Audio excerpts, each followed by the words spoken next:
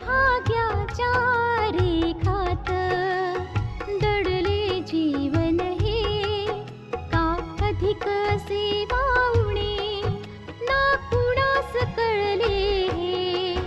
रेखा ही भाग्याची, रेखा ही भाग्याची, रेखा ही भाग्याची, रेखा ही भाग्याची.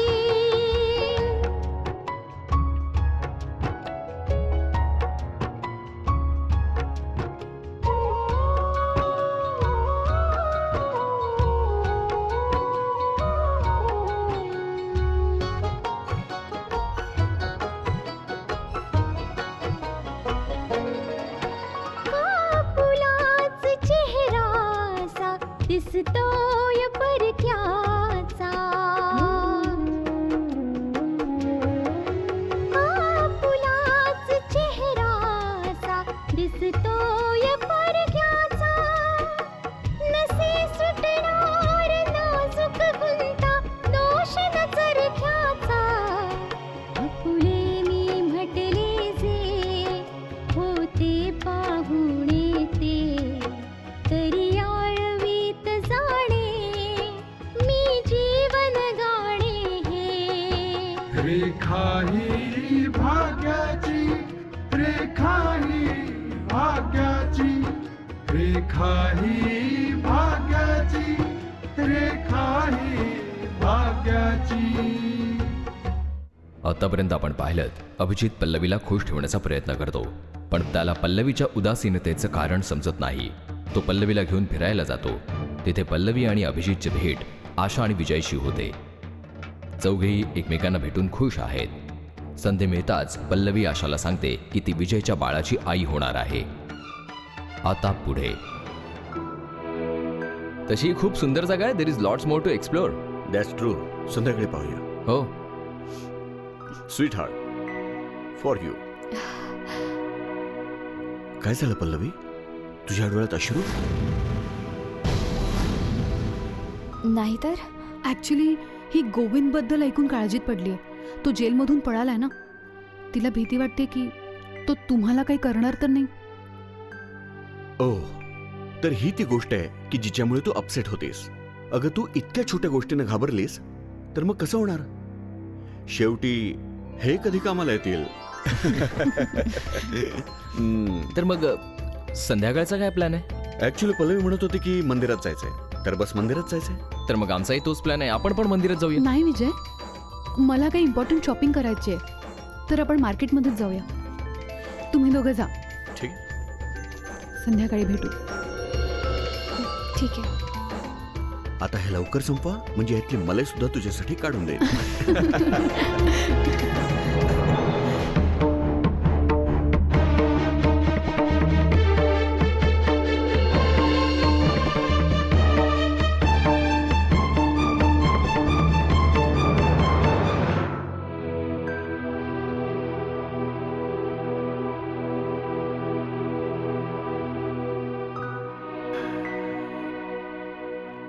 विजय आणि आशाला भेटायला जायचंय ना?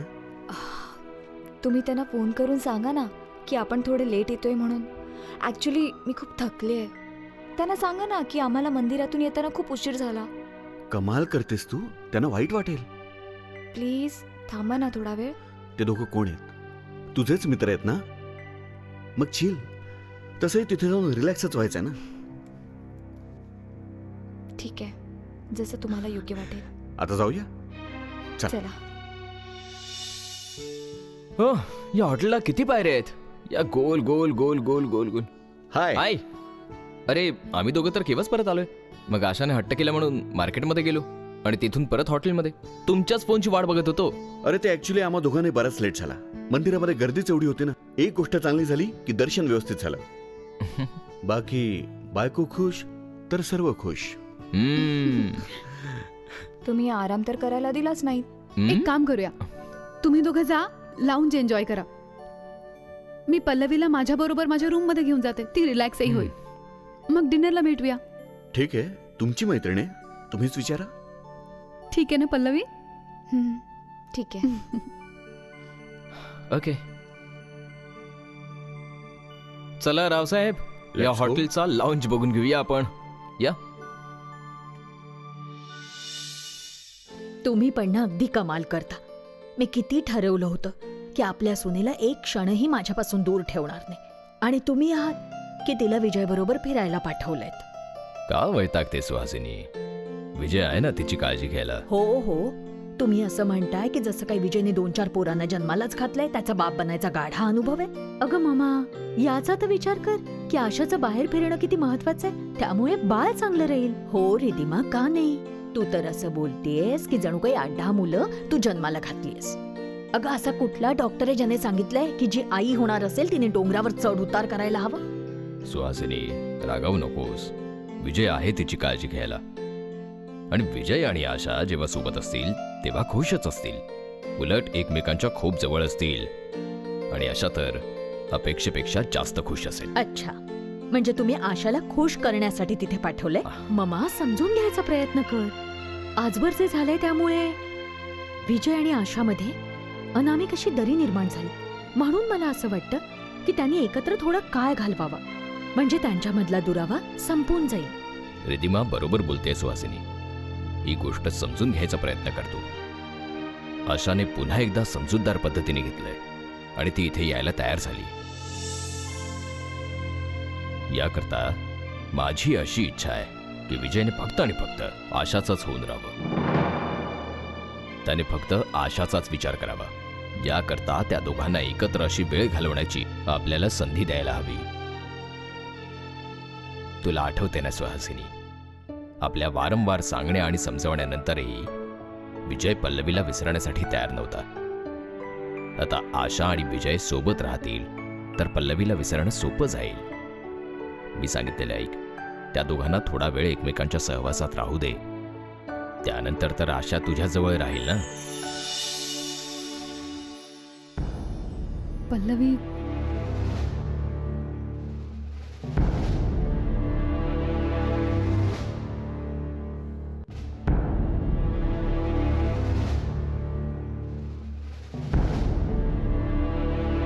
तुझी शंका खरी ठरली.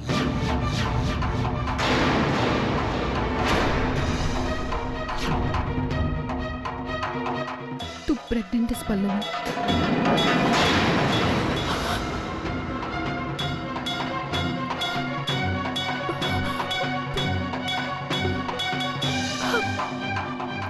परमेश्वरा,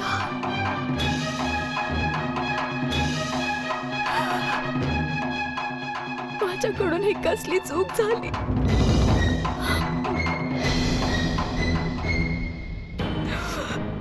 कशी झाली?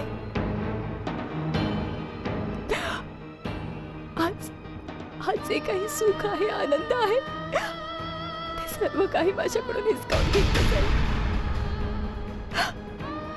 मला तर वाटते की या सुखाची मी हकदारच नव्हते. मला आठवतंय पल्लवी, तू हट्टाने अभिजितला आपल्या प्रेमाबद्दल सर्व काही खरं सांगितलं होतंस. हो आशा, मी अभिजितला सर्व काही सांगितलं होतं, पण तेव्हा मला हे माहित नव्हते की मी आई बनणार आहे म्हणून. पण आता काहीही करून ही गोष्ट त्याच्यापासून लपवायला हवी. हं? नाही आशा, नाही. कदाचित ही गोष्ट मला आधी माहिती असती तर आपल्याला अभिजित पासून लपवावी लागली नसती. तर आज आपण अशा अडचणीत नसतो. ह्या गोष्टीला लपवून मी अभिजितला धोका देते, आणि तू म्हणतेस ही गोष्ट आपण त्याच्यापासून लपवूया. पण सत्य तर हे आहे की सत्य हे कधीच लपवता येत नाही, मुळीच नाही. ही गोष्ट तू अभिजितला सांगू नकोस. नाही आशा, नाही. अभिजित माझ्यावर खूप प्रेम करतो. तो माझ्या चेहऱ्यावर दुःख नाही पाहू शकत. अगं, याहून चांगली गोष्ट काय असेल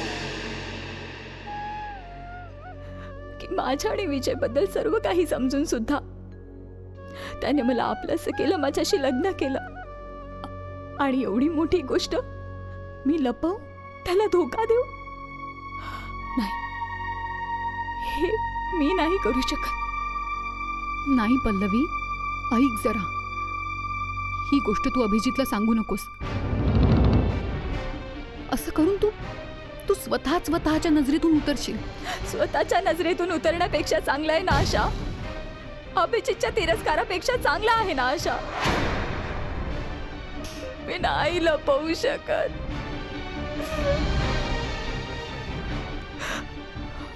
त्याच्याशी खोटेपणा नाही करू शकत आशा. एका विश्वासाने त्याने माझा स्वीकार केला, मला आपली जीवनसाथी बनवलंय. हा विश्वास मी नाही तोडू शकत कुठल्याही परिस्थितीत. मला अभिजितला सर्व काही सांगावं लागेल. अभिजितला असं नाही का वाटणार की हे सत्य लपवून तू त्याच्याबरोबर धोका केलास? आपल्या बायकोवर प्रेम करणारा नवरा हे अजिबात सहन करू शकत नाही. आणि तू आपल्या मनाची गोष्ट सांगतेस, पण अभिजितच्या मनाचं काय तू विचार केलास? त्याच्या मनाची काय अवस्था होईल? तू का म्हणून त्याचं हसणं, त्याचं सुख त्याच्यापासून हिरावून घेतेस? हे एकच चूक पुन्हा करण्यासारखं आहे पल्लवी. एक चूक तू अजाणतेपणे केली आहेस आणि दुसरी तू जाणून बुजून करतेस, आपल्या आणि अभिजितचं सुख हिरावून घेऊन. मग मी काय करू आशा? मी काय करू? थोड्या दिवसांचाच प्रश्न आहे. एकदा आधी मुंबईला पोहोचूया आपण. हे मूल अबॉर्ट करून टाकूया. सर्व अरेंजमेंट मी करेन. ही गोष्ट कुणालाही कळणार नाही. I promise you.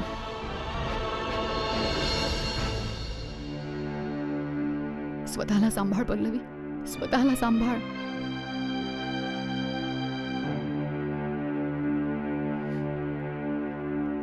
पल्लवी, तुझी ही अवस्था स्वतःहून सगळ्यांच्या समोर येईल.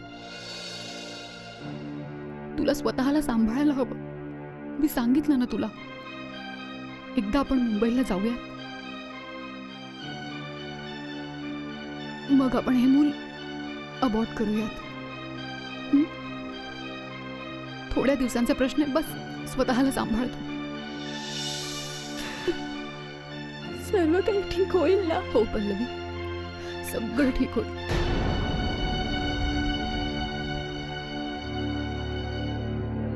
रेखा ही भाग्याची.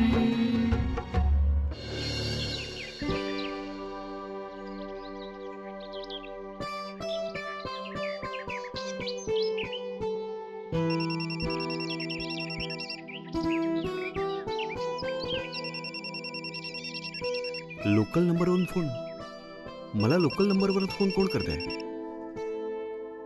हॅलो, मिस्टर अभिजित आर्य हा बोलतोय. आपण कोण? मी कोण आहे हे जाणून घेणं आपल्यासाठी महत्वाचं नाहीये मिस्टर आर्य. हा, पण मी जे काही सांगणार आहे ते जाणून घेणं आपल्यासाठी महत्वाचं आहे, खूपच महत्वाचं. काय सांगायला फोन केलाय तुम्ही? मला तुम्हाला तुमच्या पत्नीचा भूतकाळ सांगायचा आहे. मला असं वाटतंय की आपण खूपच मूर्ख माणूस आहात आणि आपल्या मूर्खपणामुळे हे सगळं करताय. माझं तुमच्याशी काही नातं नाही आणि तुम्ही मला सांगताय की माझं माझ्या पत्नीशी काय नातं आहे, तिचा भूतकाळ काय आहे. काय सांगायचं तुम्हाला? विजय आणि पल्लवीच्या बँगलोरच्या बाबतीत की मुंबईच्या बाबतीत? काय झालं, गप्प का बसलात? तोंडाला टाळलं लागलं? यापुढे पुन्हा फोन करण्याची चूक करू नकोस, समजलास?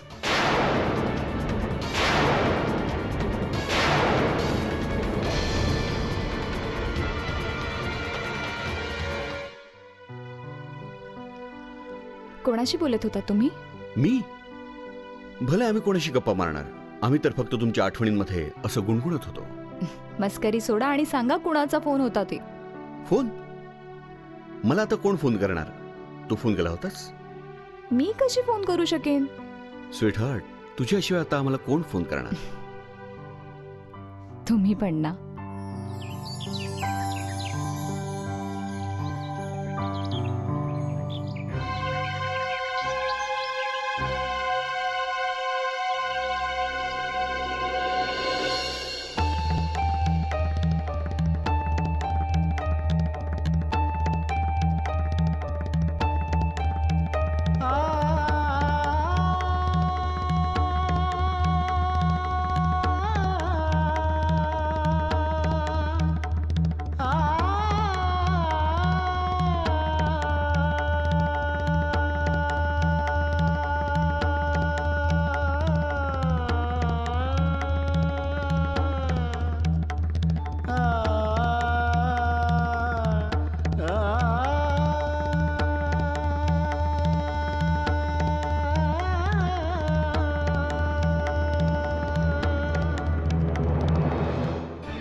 काय झालं बाबा?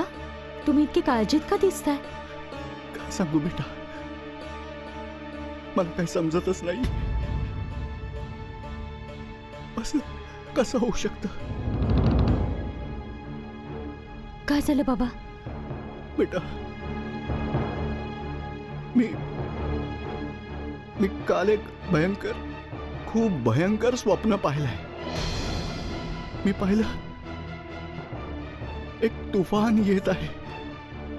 तुफान, आणि पहाडावर एक मुलगी एकटी उभी आहे आणि ती तुफानी भोवऱ्यामध्ये फसलेली आहे. आणि तो भोवरा तिला आपल्यामध्ये लपेटून गुरफटून पहाडावरून खाली आणून आपटतो. ती जोरात किंचाळते.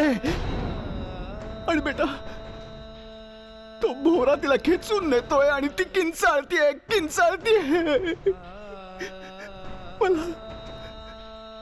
मला समजत नाहीये की ती कोण आहे, ती मुलगी कोण आहे, ती लहानगी कोण आहे. मला वाटतं की ती माझी आशा आहे, किंवा माझी पल्लवी तर नाही ना. बाबा, स्वप्न हे स्वप्न असतं, खरेपणा नसतो त्याच्यात काही. सांगा.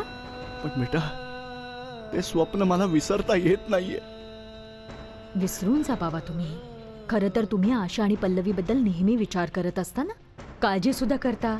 त्यामुळे प्रत्येक गोष्टीशी त्यांना जोडता तुम्ही. नाही बेटा, असं नाहीये.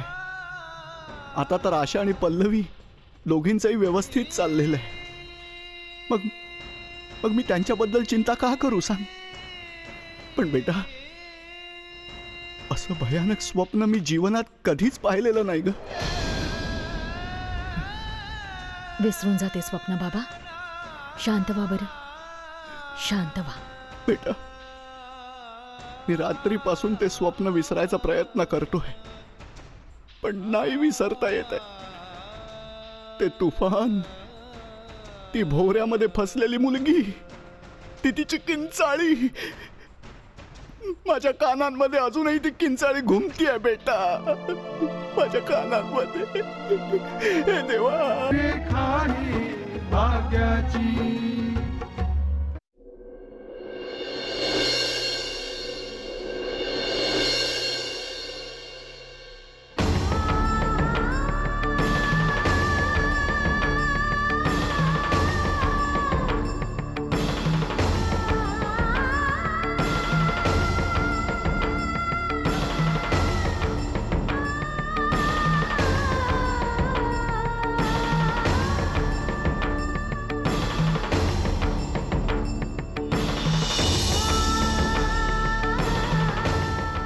मी अभिजितची एवढी मोठी फसवणूक नाही करू शकत. त्याला असा धोका नाही देऊ शकत. आज हे सत्य मी त्याला नाही सांगू शकत आणि त्यांच्यापासून ना लपवू शकत. पण ही गोष्ट लपवणं म्हणजे अभिजितचा विश्वासघात ठरेल. आणि जर मी हे सांगितलं तर त्यांच्या मनातून उतरेल. माझ्या जगण्याला आता काहीच अर्थ राहिलेला नाही. मला आता जगण्याची इच्छाच नाहीये. मला जगायचंच नाहीये.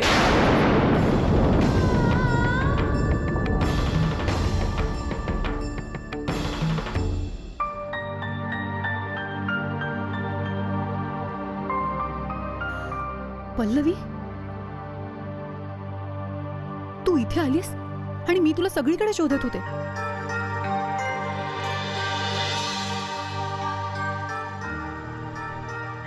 पल्लवी, या क्षणाला तू काय विचार करतेस हे चांगल्या प्रकारे जाणते मी. पण जीव देणं हेच प्रत्येक प्रॉब्लेमचं सोल्युशन नसतं.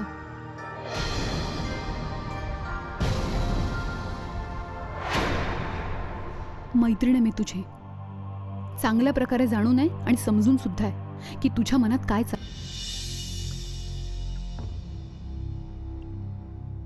पण तुम्ही दोघं गेला कुठे होतात? फिरण्यासाठी टॅक्सी अरेंज करण्याकरता.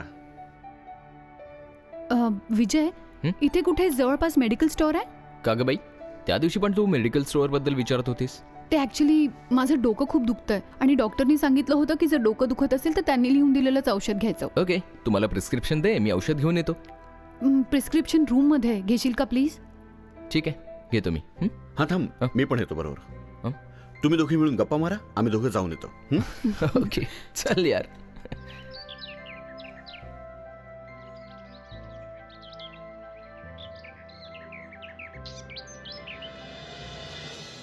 रेखा ही भाग्याची. पल्लवी, हा विचार तुझ्या मनात आलाच कसा?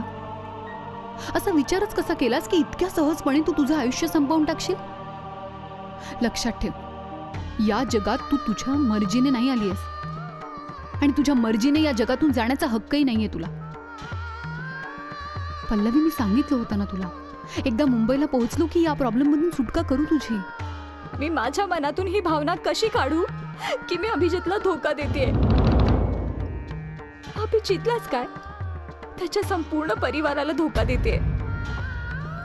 आशा फक्त अभिजितच नाही, मम्मी सुद्धा माझ्यावर खूप प्रेम करतात. जर हे सत्य की मी प्रेग्नेंट आहे याचा पत्ता त्यांना लागला तर त्यांचं आयुष्य उद्ध्वस्त होईल.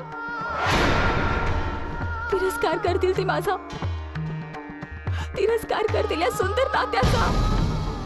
यापेक्षा मी मृत्यूला कवटाळेन. नाही जगायचंय मला. आणि तू सत्याची बाजू मांडतेस, मी सत्याची बाजू मांडते. मग खोटेपणाच्या मार्गावर चालत आपण आपलं आयुष्य वाचवण्याचा प्रयत्न का करतोय?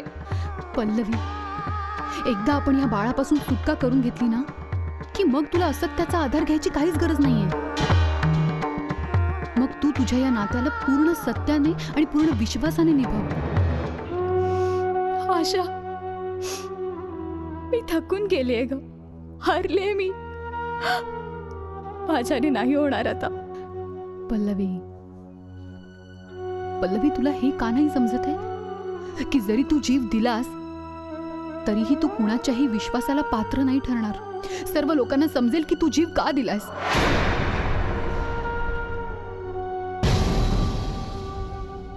आणि तू विचार केलास, नानू, पप्पा, मम्मी, तुझी मम्मी, हे लोक ही बदनामी सहन करू शकतील? तू स्वतःचा जीव देऊन या सर्वांचे जीव दुःखात लोटून देशील. अरे यार, एक गोष्ट खाते मला, लग्नानंतर तर पल्लवी एकदम नॉर्मल होते, पण 1-2 दिवसापासून का माहित नाही खूप अपसेट आहे. काहीच कळत नाही यार. हो, ही गोष्ट तर मी पण ऑब्झर्व केली. प्लीज फेवर मी, तू आशाला सांग ना, ती पल्लवीशी बोलेल. आय एम शुअर की ती आशाला सांगेल की काय प्रॉब्लेम आहे. अभिजित आणि विजयची कितीही मैत्री होऊ दे,